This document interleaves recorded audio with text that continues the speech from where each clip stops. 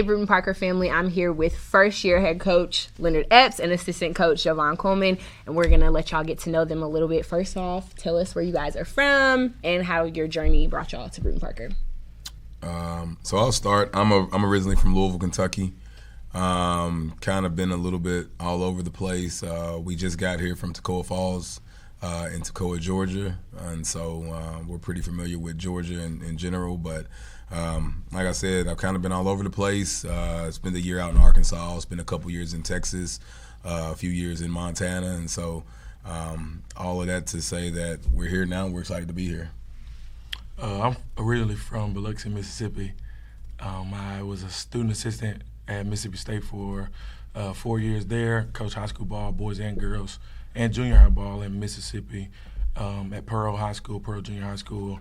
And then last year was my first year as a college assistant coach with Coach Epps at Toccoa Falls College. And then now in my second year as a college assistant, I'm here at Brewton-Parker. What's the hardest part about taking over a program in the first year? I think just the buy-in, just trying to get buy-in as you've got new players trying to learn a new system, learn a new way to play. They're also trying to learn you, trying to trust you. But, you know, we're people too. We have to learn those new players. We have to learn how to trust them as well. And so trying to get buy-in for them to just, you know, get with the new system, the new program is probably the biggest thing. What does that buy-in look like? What's kind of the identity of this team that y'all want them to buy into? Playing hard, never quitting. That's the culture that we want to bring, is to fight to the end, not to give up. And I think we're doing that. We've got a really, really good group of guys who are buying in. We've got a bunch of high-character guys, and the character of our locker room makes the buy-in and the culture a whole lot easier to install because they believe it. They really believe it. What can the fans be expecting from you all on the court this year? Yeah, high energy. You know, I'm always talking about the 3 E's. I talk about it to my players, saying that that's what they need to have. But I think as coaches, we have it too. I think that's the reason why you hear us not really have our voices right now, is because practice just started, and so I think if your expectations for your players to have the 3 E's, the energy, effort, enthusiasm, I think it has to start from the head down. And, you know, we have that too. And so we're starting it right now in practice. We're trying to emphasize that stuff. And so I know our fans are going to see it. I know we're trying to bring a new culture to Mount Vernon, to Brewton-Parker. I'm excited. They're going to see a lot of craziness on the sidelines whenever we're, you know, making good plays and people are calling timeouts. Sometimes we run out to the middle of the floor and we do chest bumps. That's just what we are. We're high energy. We're excited. We're enthusiastic about basketball and coaching our team. I want you guys to brag on each other for a little bit. What is your favorite thing about him, and what is your favorite thing about him? Who you want to go first? I want whoever y'all. All right. You go first. My favorite thing about Coach Epps is truly just his ability to give people an opportunity to show what they have. For our players and for myself, our coaching staff. I've told plenty of people, and I'll say it for forever, that Coach Epps really does give people a chance. And once you show him what you can do, he'll give you more reign to really do what you can do. And that's from the players and the coaches as well. So that's by far my favorite thing about Coach Epps. He's real. So I guess that kind of goes right into that as well. He's real, he's authentic, and once you really do show him that you can do this or you can do that, he allows you to do that completely. That was nice. I appreciate that. No, Coach Joe, I just think that he covers up my flaws. He always has my back. I don't even have to worry about if some things are being done. If the tape is down on the floor before practice, if the film is going to be ready, if the jerseys are going to be ready before games, I just think he covers all of my flaws, even from, you know, we're back in the locker room before we're coming out, making sure that my tie and stuff is right, just the small things.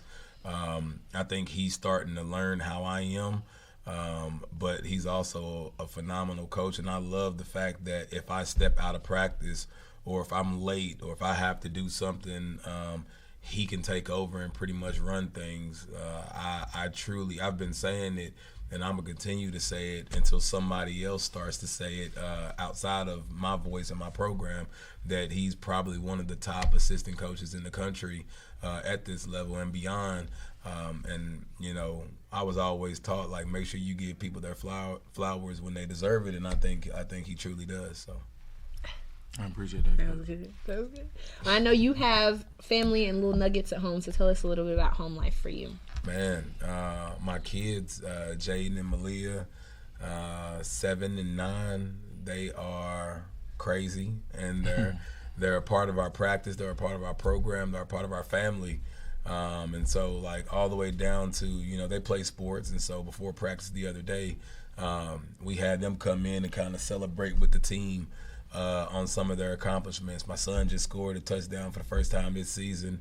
My daughter scored 2 soccer goals, and so we make sure that we celebrate that because we celebrate family. And so they're awesome. They're great. They're a part of the program, and they're able to grow up around college athletes that they consider their brothers, and I think that's huge. And my wife, Rabia, is a part of the program. She's a part of the family. Like today, we're having the guys come over to eat and just kind of have some fellowship and things of that nature.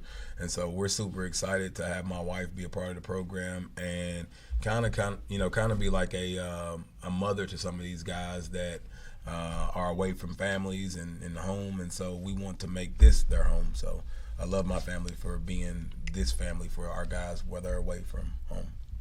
And I know no necessarily wife and kids for you yet, but what does your family mean to you, and what inspiration has brought you to coaching? Oh, my family is everything. I come from a big family. I've got 8 siblings. There's 9 of us total. But my family is the reason that I'm here. My family is the reason that I'm able to go 8.5 hours away from home and be confident in what I do, because I know no matter what, if I fall, my family's going to have my back, even from a distance. So I'm always one call away for them. They're always one call away for me.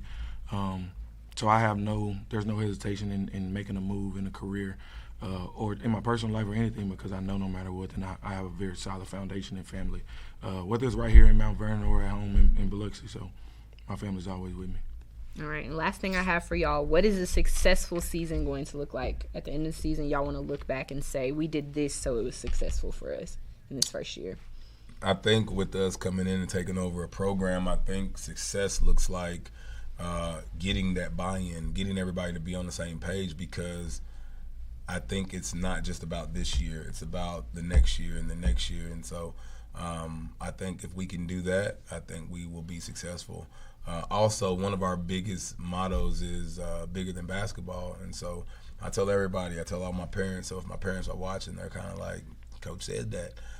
But we say things are bigger than basketball, and if all we're doing is talking about basketball, if all we're doing is talking about the things that go into practice and all that type of stuff, then we're doing their son a disservice. We're doing that kid a disservice, because we want to make sure that we're talking about real world things that's going on right now.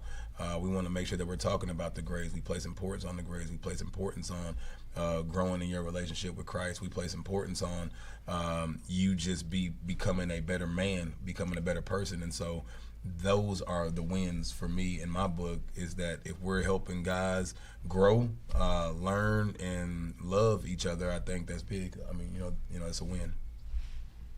You got another answer? I think he hit it all on the head. Okay, perfect. Well, thank you guys for sitting down with me, and good luck on the season. Thank you for volunteering your time to come do this with us today. That's You're special. welcome. You're welcome. I'm happy to be here. So good luck, y'all. We appreciate Thank you. you.